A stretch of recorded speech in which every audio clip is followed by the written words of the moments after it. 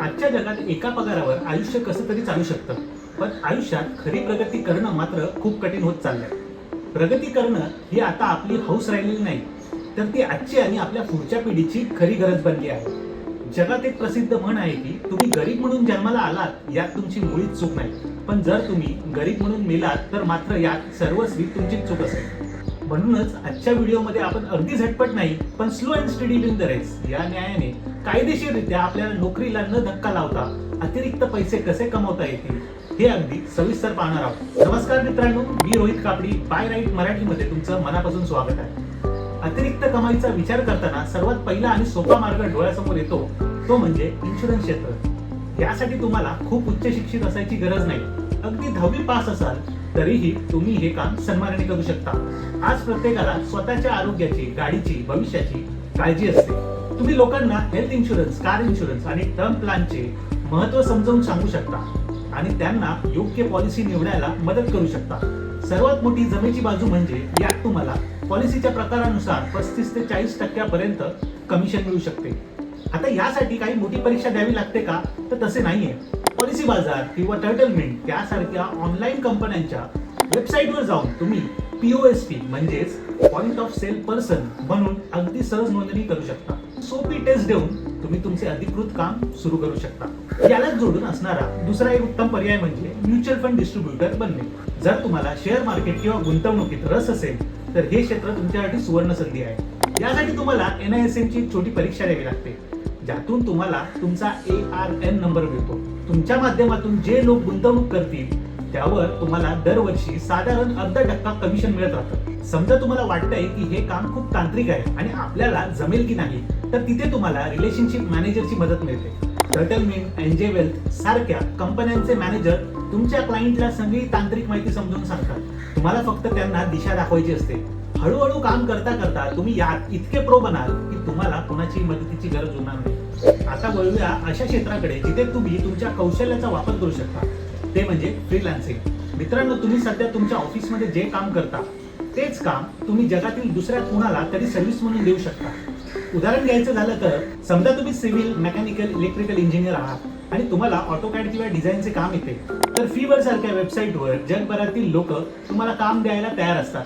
जर तुम्ही कॉमर्सचे विद्यार्थी असाल किंवा तुम्हाला टॅक्सची थोडीफार माहिती असेल तर तुम्ही लोकांसाठी GST आणि इन्कम टॅक्स रिटर्न भरण्याचे काम सुद्धा करू शकता. पगारदार लोकांची रिटर्न भरणे हे आता खूप सोपं झाले आहे, कारण बहुतेक माहिती ही ऑनलाईन पोर्टलवरती रेडीच असते. सुरुवात स्वतःच्या आणि आपल्या घरच्यांच्याच टॅक्स फायलिंग पासून करा, म्हणजे तुमचा आत्मविश्वास वाढेल. जर एखादी केस कठीण वाटली तर युट्यूबवर त्याचे हजारो व्हिडिओ आहेत किंवा तुम्ही AI टूलचा वापर करून तुमचे प्रॉब्लेम सॉल्व्ह करू शकता. मार्केट रेट पेक्षा थोडे कमी पैसे घेऊन तुम्ही या कामात चांगला जम बसू शकता. एक महत्त्वाची गोष्ट मित्रांनो, हा व्हिडिओ कोणत्याही कंपनीने स्पॉन्सर केलेला नाही. मी आतापर्यंत ज्या कंपन्यांची नावे किंवा प्लॅटफॉर्मची नावे घेतली ती फक्त तुम्हाला उदाहरणादाखल समजून सांगण्यासाठी घेतली आहे. माझा उद्देश फक्त एवढाच आहे की तुम्हाला या संधींची योग्य माहिती मिळावी आणि त्याचा फायदा तुमच्या प्रगतीसाठी व्हावा. आता वळूया अशा एका पर्यायाकडे जो पूर्वापार चालत आहे पण आजही तितकाच प्रभावी आहे, तो म्हणजे ट्युशन घेणं. मित्रांनो, आपल्या आजूबाजूला हजारो मुलं शाळा शिकत असतात. आजकाल पालकांच्या कामाच्या व्यापांमुळे त्यांना मुलांचा अभ्यास घेणे शक्य होत नाही आणि खरं सांगू का, बरीच मुलं आपल्या पालकांकडे नीट शिकूच शकत नाही. त्यांना कुणीतरी तिसरा माणूसच नीट हँडल करू शकतो. आता मला सांगा, 1ली ते 4थीच्या मुलांना शिकवणं खरंच इतकं कठीण आहे का? नक्कीच नाही. हे काम तुम्ही तुमच्या घर बसल्याही सहजपणे करू शकता.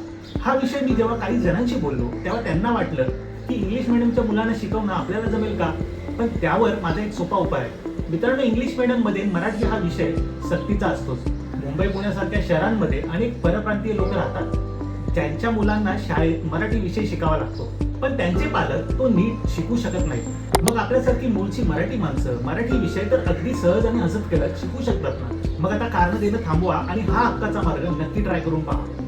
या सगळ्याच्या व्यतिरिक्त जर तुम्हाला वाटत असेल की मला कोणतंच तांत्रिक ओझं नकोय आणि माझ्याकडे थोडा रिकामा वेळ आहे आणि स्वतःची गाडी आहे, तर तुम्ही डिलिव्हरी एजंट किंवा रायडर म्हणूनही काम करू शकता. सध्या झोमॅटो, स्विगी, Amazon किंवा अगदी ब्लिंकिट आणि झेप्टो सारख्या कंपन्या पार्ट टाइम काम करणाऱ्या लोकांची खूप गरज असते. तुम्ही तुमच्या सोयीनुसार वेळ ठरवून हे काम करू शकता.